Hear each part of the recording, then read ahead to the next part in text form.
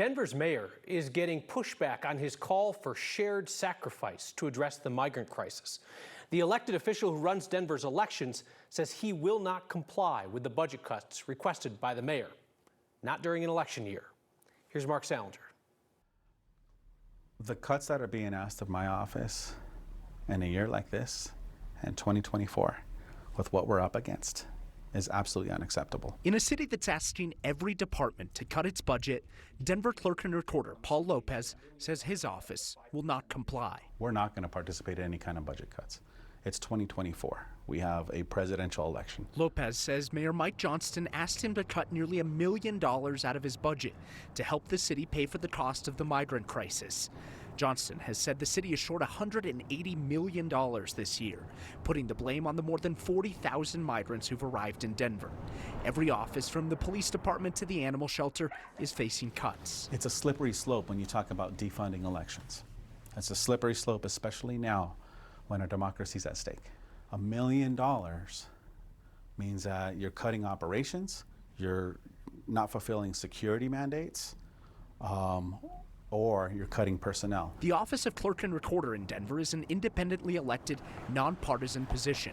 The mayor's office told us budget cuts were merely requested, not required, for offices like Lopez's that don't directly report to the mayor. And I hope there's a willingness to learn about what we do before we are asked to cut from it. In a presidential election year that also will see several local elections, Lopez says cutting $1 million from his budget will leave elections and election workers vulnerable. Under no circumstance am I willing to sacrifice the safety, the security, the transparency, or the accessibility of our elections. His answer to the mayor is clear. It's 2024, and our democracy is at stake.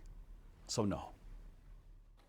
The nearly $1 million that the Clerk and Recorder's office was asked to cut is about 5% of their total budget. They're part of the same category as, say, the district attorney's office.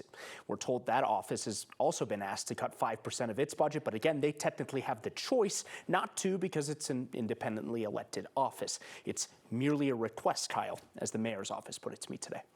And then you got the money that's going to Denver Health. That also is a separate category. Mayor's office can't force Denver Health to take less money. Right. But a lot of city agencies do have to jump when the mayor says jump. Yeah, there's a lot of offices that are already preparing things like the police department, the fire department, the public safety department, the animal shelter.